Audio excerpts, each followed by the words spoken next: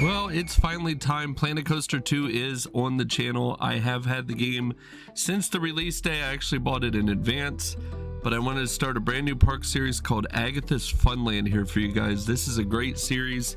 Basically, we're just going to continue the story that Agatha had bought another plot of land and she built another park, but this is a special park thanks to one of my coworkers whose name is Courtney.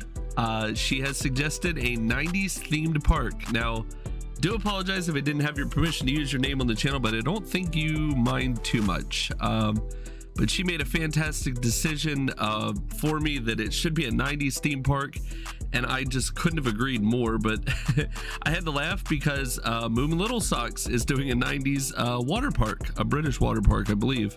And it's fun because it must be a theme that's just so easy to conceptualize with Planet Coaster 2, which is such a great game. I've had so much fun figuring this game out. You'll see here as I begin into the game, I was learning as I was playing this, so you guys know.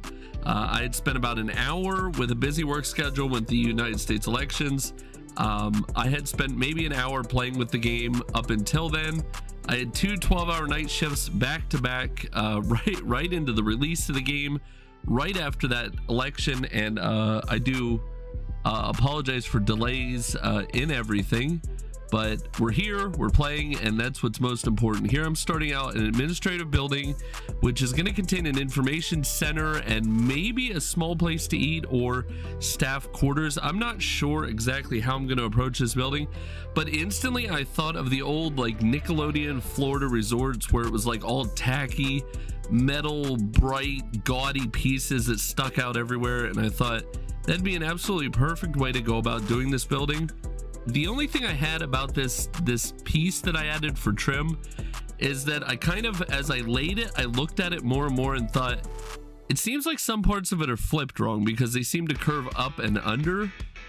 So maybe over time I'll kind of mess with that. I think I'm going to add corners to the building too eventually, which, spoiler alert, I don't, but I did go with the kind of the door color scheme, that three color thing, that kind of, well, four, the cream walls, the red trim, the blue trim, and the yellow trim, and I kind of made them kind of washed out, like sun faded versions of each of those colors, which I thought was kind of fitting because these resorts tend to sit for long periods of time with very little maintenance attention happening to them.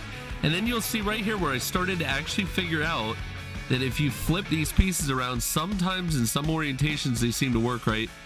I'm a Planco noob when it comes to building pieces. It's something I didn't really utilize much in the game before. I kind of built big boxes and put things in them. I was more about the coasters and the scenery. I love trees and bushes and rocks and stuff.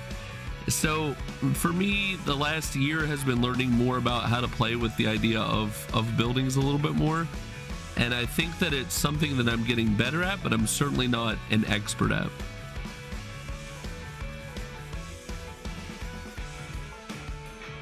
You'll notice right into here the precipitation had begun to fall in the game.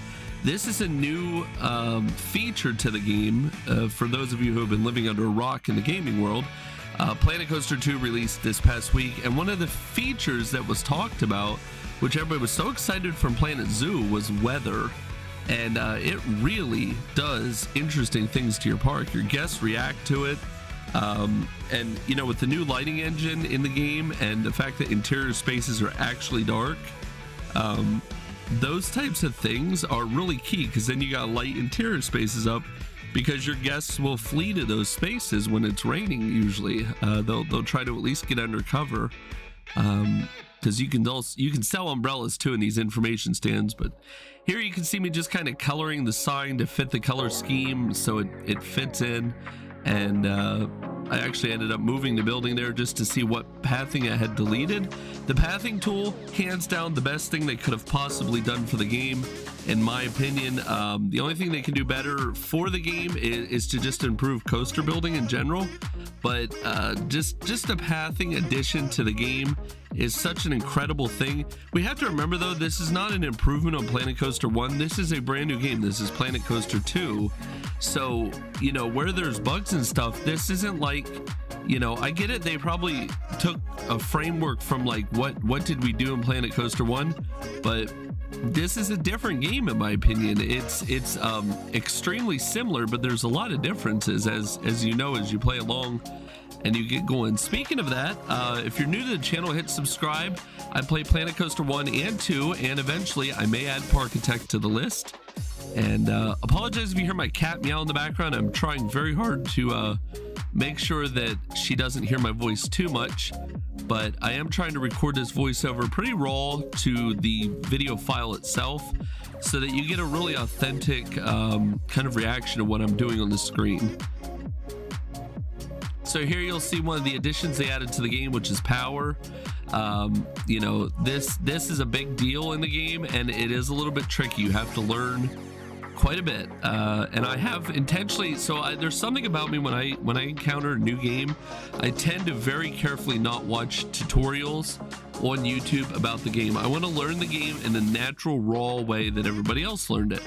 And especially as a content creator, I want my reactions to the game to be genuine and not influenced by other creators and what they've taught me so far.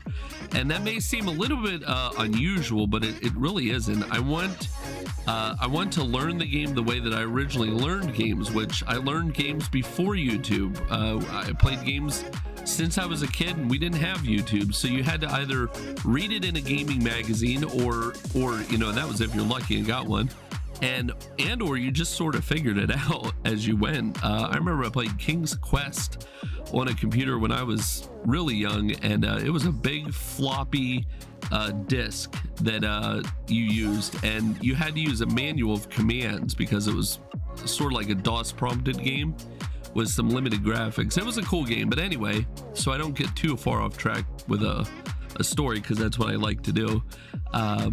Yeah, it's just something interesting about how I approach games. Here you can see me putting I'm tasting objects. If you're new to the channel, you hear me use the word tasting. That's just what I say for what I do with the pieces. I sort of feel and taste what's gonna fit onto the surfaces in the game. And in this case, it was this trim piece, this tacky Hawaiian trim piece, this tropical like border. And this is the staff building over here in the utility section at the front of the park.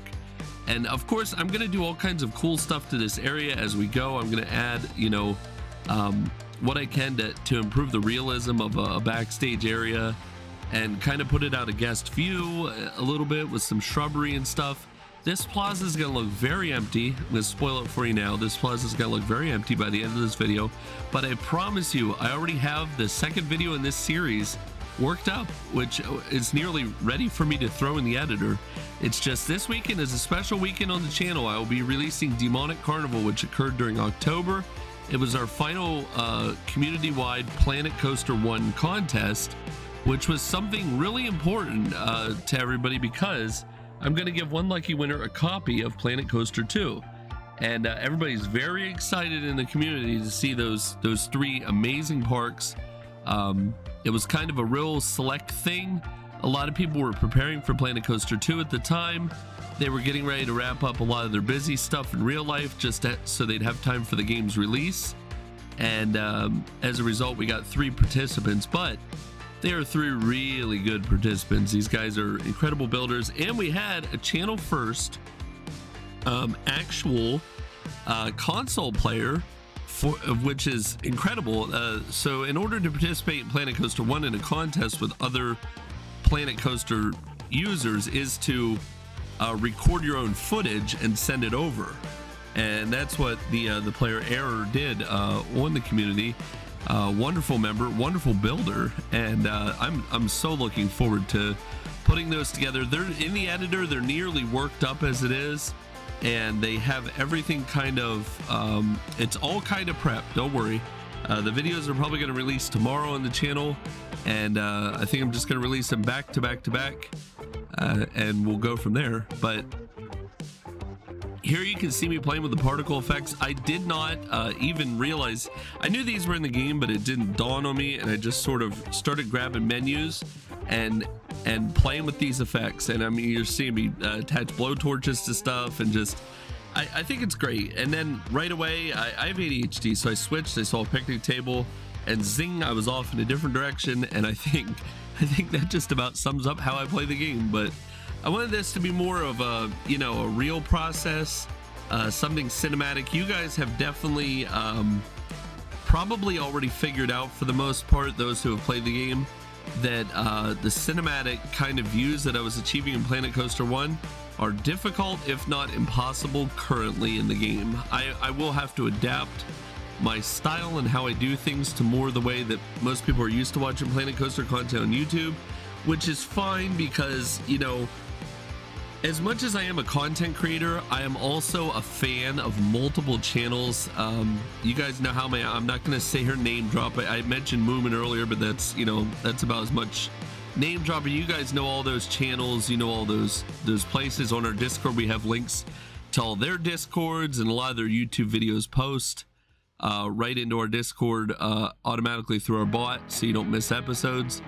But a lot of them play in this similar style like this, and I think it works out really well.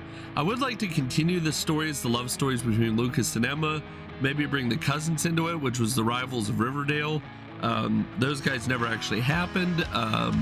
Two guys that were fighting for the attention of the same roller coaster. I know it's kind of goofy and crazy, but it is what it is, guys. It is. It's a storyline and some lore. You know, the Willows are a big part of our channel, just this made up fictitious family, and the matriarch is of course Agatha, and she had created Willow Grove. And here I got a fountain. That's a cool moment right there. You can actually see the moment where I realized, you know, with that fountain, that I wanted a fountain in this plaza, and I started grabbing the moving pieces because that's a whole other ball of wax. But in the end, I sort of settled on a traditional Planet Coaster style, just pieces to make a fountain into my plaza. And unfortunately, the guests can walk right through it, so I'm gonna have to work on that too, which is not that much of a problem. The pathing tool is incredible in this game. You know, I can probably just chip that entire section out and then fill it right back into the edges of the fountain, and you'll never even know the difference. But it's kind of cool because I was going to show you a preview at the end of this video, but I chose not to.